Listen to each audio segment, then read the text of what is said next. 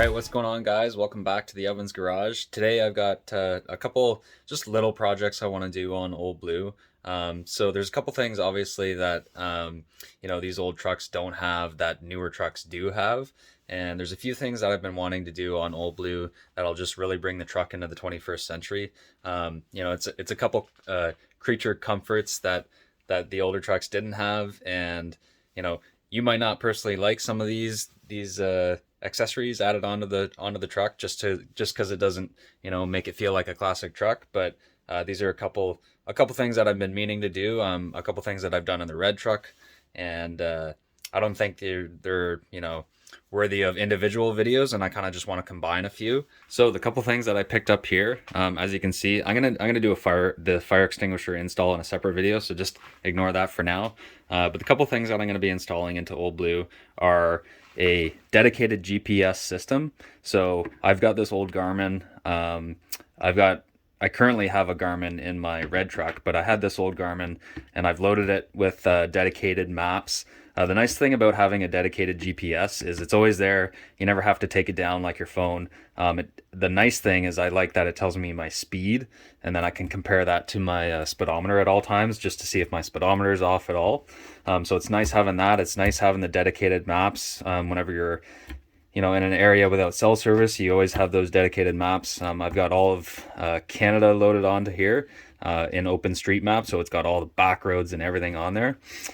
This is a dedicated hardwiring kit that I'm going to try and wire this in permanently. And up here I've got this is kind of new for me, but a wireless charger phone holder for my phone. So if you have a phone that's capable of wireless charging, this opens up as you put your phone to it, and then it closes and clamps your phone down. And it just I'm gonna probably mount this just stuck to the dash or maybe the windshield, and just figure out a good spot for it. And then on the bottom here it's got a cable that'll run, so I'll hardwire that in somewhere. Again, this is something that's it's nice to have. You can just hop in, mount your phone. I've already got my radio that's got Bluetooth capability, and my phone connects automatically. So it's nice to it'll be nice to get in, place my phone down, my phone will start charging, it'll connect automatically, and then start to get right into my tunes, no problem. And then this in the ashtray cup, there's the cigarette lighter. So it's only got one of those, but there's no place to plug in USB or anything unless you have an aftermarket stereo like I do, where there's one USB. So this one's kind of nice. It's got 3 USBs and then a USB-C, and then there's 3 cigarette lighters there for any accessories that you might have. I'm not going to hardwire any accessories into here permanently. This is more just so if you have something like let's say a 12-volt compressor or heater, or whatever you're trying to do, blow up an air mattress or something if you're camping. It's just nice to have these dedicated sockets that are this one's all going to be 10 amp. This has a 10 amp fuse built into it.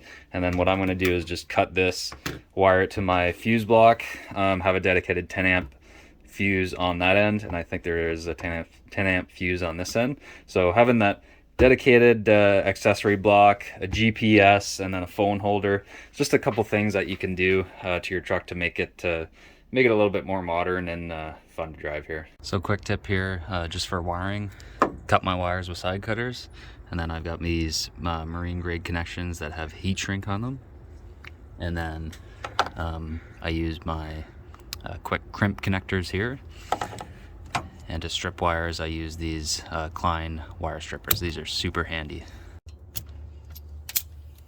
Twist the wire a bit, throw my connection on there, crimp it down. I'll take my extra heat shrink here.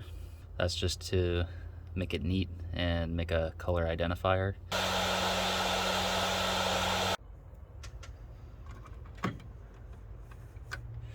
Alright, so I've got my auxiliary USB block fully mounted there. The nice thing about this unit is it actually tells you your voltage. So it's kind of like a gauge in itself, and if you don't want to trust your voltmeter in the first gen dash itself, then this is a good second check for yourself to see if your truck is charging or not. So here the truck is off, battery voltage reading 12.2, 12.3 volts, which is kind of nice. And then I've got my, cigarette lighter outlets at the bottom here that I can turn on and off.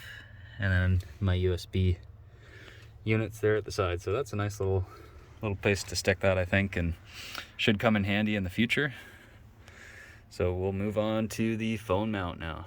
Okay, and I'll show you real quick here what I decided to do with my phone mount.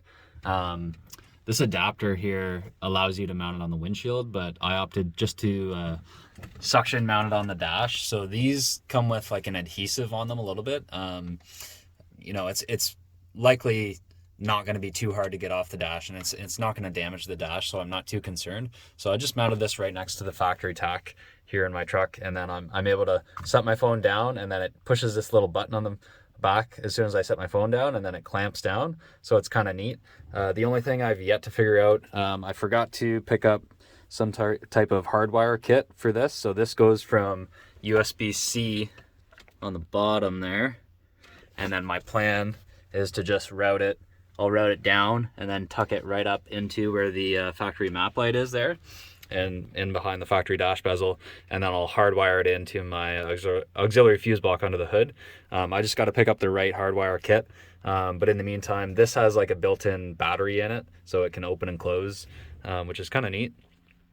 So I'll get a hardwire kit for that somehow and figure that out, but I think it's a good spot overall to mount my phone. Obviously I can't show you what it looks like with my phone in there because I'm recording with my phone, but I think it looks pretty good, and it'll serve its function pretty well. So I'll move on to the GPS, which I'm planning to mount down here in the bottom left corner, and show you how I get that mounted up. So what I just figured out with this hardwire kit for my GPS, for some reason it tends to put the Garmin into computer mode, as if it's plugged into the computer and not in your vehicle.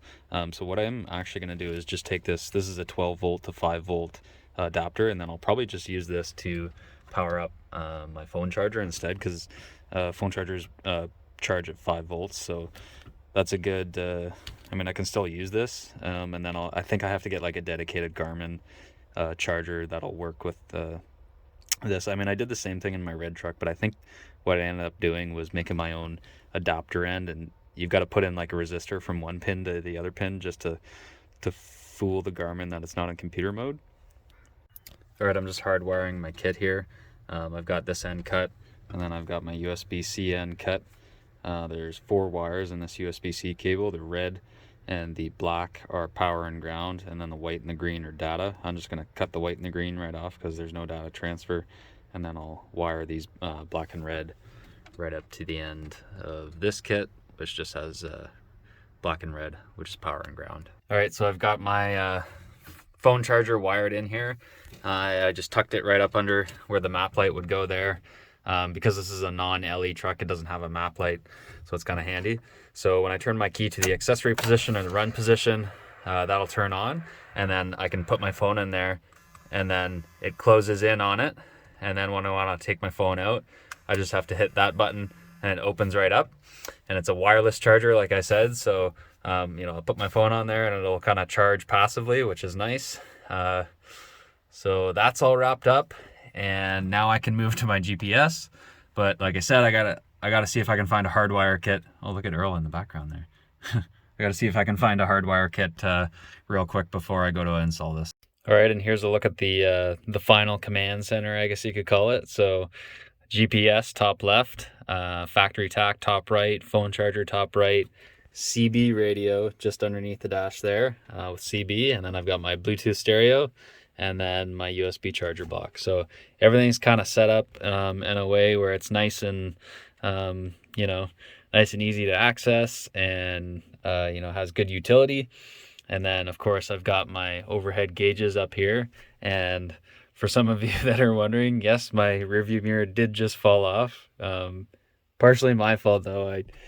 I yanked on this and I thought the string was gonna break and the entire thing just came off. So I gotta go to Canadian Tire and grab another adhesive kit and reapply, I suppose. So anyways, thanks for watching, guys. I hope this inspires some of you to put some accessories into your truck. Don't be afraid to do some wiring. It's not the end of the world. Cheers. Stay tuned for the next one.